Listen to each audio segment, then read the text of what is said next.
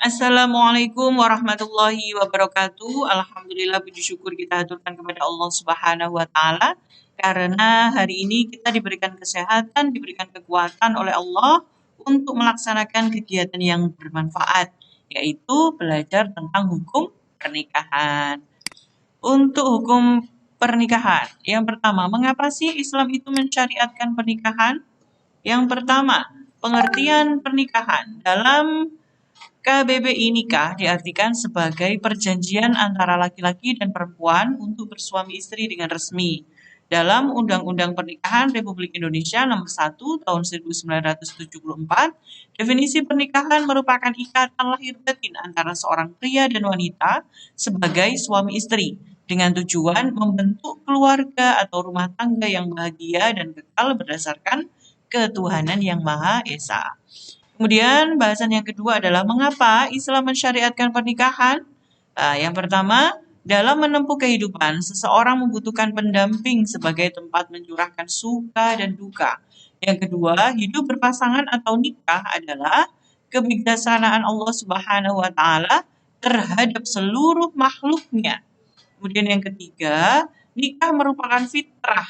Karena itu, Islam melarang keras hidup melacur, homo, dan lesbian karena bertentangan dengan fitrah manusia. Kemudian yang keempat, kendali untuk tidak menuruti hawa nafsu bagi manusia. Tujuan pernikahan mensyariatkan tujuan Islam mensyariatkan pernikahan yang pertama adalah untuk memenuhi tuntunan atau tuntutan naluri manusia. Kemudian yang kedua, untuk mendapatkan ketenangan hidup. Yang ketiga, untuk membentengi akhlak. Yang keempat, untuk meningkatkan ibadah kepada Allah Subhanahu wa taala. Kemudian yang kelima, untuk mendapatkan keturunan yang solih. Yang keenam, untuk menegakkan rumah tangga yang islami. Kemudian, poin yang kedua adalah hak dan kewajiban suami istri. Nah, hak dan kewajiban suami istri. Yang pertama kita bahas di sini adalah kewajiban timbal balik antara suami dan istri. Yang pertama adalah saling menikmati hubungan fisik antara suami istri, termasuk hubungan seksual di antara mereka. Yang kedua, timbulnya hubungan mahram di antara mereka berdua, sehingga istri diharapkan menikah dengan, saya ulangi, poin yang kedua adalah timbulnya hubungan mahram di antara mereka berdua sehingga istri diharamkan menikah dengan ayah suami dan seterusnya, hingga garis ke atas juga dengan anak dari suami dan seterusnya hingga garis ke bawah. Walaupun setelah mereka bercerai, demikian sebaliknya berlaku pula bagi suami. Yang ketiga, berlakunya hukum pewarisan antara keduanya. Yang keempat, dihubungkannya nasab anak mereka dengan suami dengan syarat kelahiran paling sedikit 6 bulan sejak berlangsungnya akad nikah dan dukhul atau berhubungan suami istri. Yang kelima, berlangsungnya hubungan baik antara keduanya dengan berusaha melakukan pergaulan secara bijaksana, rukun, damai, dan harmonis. Yang keenam, menjaga penampilan lahiriah dalam rangka merawat keutuhan cinta dan kasih sayang di antara keduanya. Poin yang kedua atau B di sini adalah kewajiban suami terhadap istri. Kewajiban suami terhadap istri yang pertama adalah mahar, yang pertama adalah mahar, yang kedua adalah nafkah, yang ketiga adalah memimpin rumah tangga yang baik, dan yang keempat adalah membimbing dan mendidik dengan baik. Kemudian kewajiban istri terhadap suami. Yang pertama adalah taat kepada suaminya. Yang kedua, menjaga diri dan kehormatan keluarga. Yang ketiga, merawat dan mendidik anak. Kemudian pernikahan dalam Undang-Undang Pernikahan Republik Indonesia. Dasar undang-undangnya adalah UU Perkawinan Indonesia tahun 1974 nomor 1. Yang poin selanjutnya kita bahas di sini adalah pelaksanaan Undang-Undang Nomor 1 Tahun 1974. Isinya adalah adapun pencatatan pernikahan sebagaimana termaktub dalam bab 2 pasal 2 adalah dilakukan oleh pegawai pencatat nikah atau disebut dengan PPN yang berada di wilayah masing-masing. Karena itu, pegawai pencatat nikah mempunyai kedudukan yang amat penting dalam peraturan perundang-undangan di Indonesia, yaitu diatur di dalam Undang-Undang Nomor 32 Tahun 1954. Bahkan sampai sekarang, BPN adalah satu-satunya pejabat yang berwenang untuk mencatat perkawinan yang dilakukan berdasarkan hukum Islam di wilayahnya. Artinya, siapapun yang melangsungkan pernikahan berdasarkan hukum Islam berada di bawah pengawasan BPN. Kemudian hikmah pernikahan dalam Islam. Yang pertama, menikah disyariatkan oleh Allah melalui Al-Quran dan Sunnah Rasulnya, seperti di dalam uraian di atas, yang mengandung hikmah yang sangat besar untuk keberlangsungan hidup manusia. Di antaranya adalah sebagai berikut.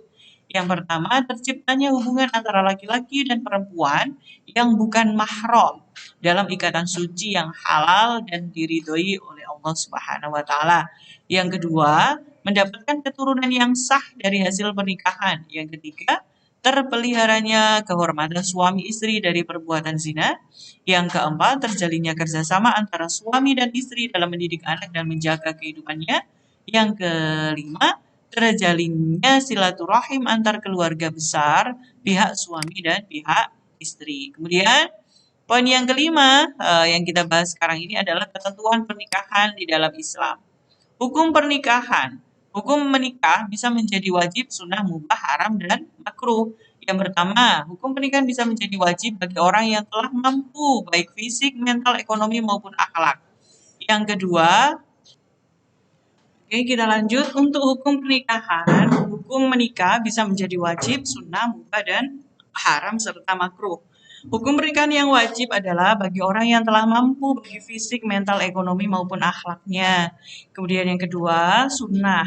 Bagi orang yang telah mempunyai keinginan untuk menikah, namun tidak dikhawatirkan dirinya akan jatuh kepada maksiat sekiranya dia tidak menikah. Kemudian yang ketiga, mubah bagi orang yang mampu dan aman dari fitnah tetapi tidak membutuhkannya atau tidak mewakili syahwat sama sekali seperti orang yang impoten atau lanjut usia. Kemudian, pernikahan bisa menjadi haram bagi orang yang yakin bahwa dirinya tidak akan mampu melaksanakan kewajiban-kewajiban pernikahan, baik kewajiban yang berkaitan dengan hubungan seksual maupun kewajiban-kewajiban lainnya.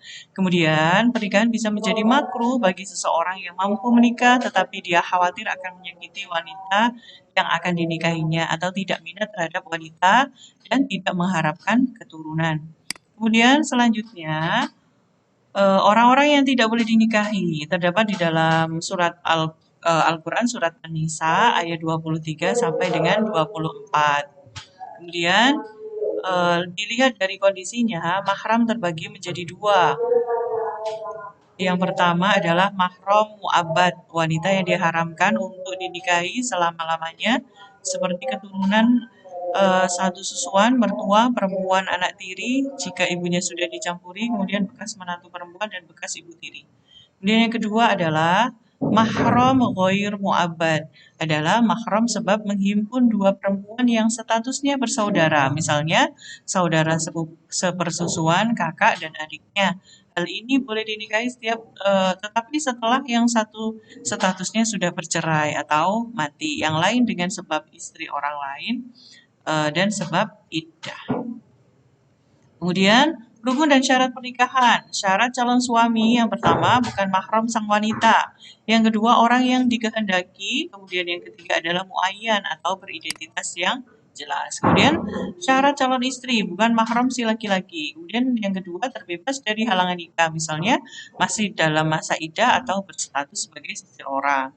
Kemudian yang ketiga syarat wali. Orang yang dikehendaki bukan orang yang dibenci. Kemudian laki-laki bukan perempuan atau banci.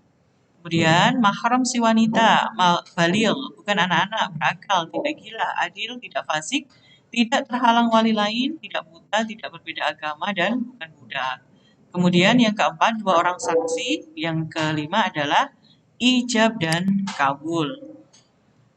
Anjuran untuk menikah. Pernikahan adalah sunatullah yang berlaku umum bagi semua makhluknya, yaitu Al-Quran menyebutkan di dalam surat Az-Zariyat ayat 49 yang artinya, dan segala sesuatu kami ciptakan berpasang-pasangan supaya kamu mengingat akan kebesaran Allah. Islam sangat menganjurkan pernikahan karena dengan pernikahan manusia akan berkembang. Sehingga kehidupan umat manusia dapat dilestarikan tanpa pernikahan, regenerasi akan terhenti, kehidupan manusia akan terputus, dan dunia pun akan sepi dan tidak berarti. Kemudian selanjutnya tentang ijab dan qabul, perkataan dari mempelai laki-laki atau wakilnya ketika akad nikah. Kemudian yang selanjutnya adalah mendapatkan buku pernikahan setelah ijab qabul dilaksanakan. Demikian penjelasan tentang pernikahan atau munakahat. Semoga bermanfaat bagi kita semua. Wassalamualaikum warahmatullahi wabarakatuh.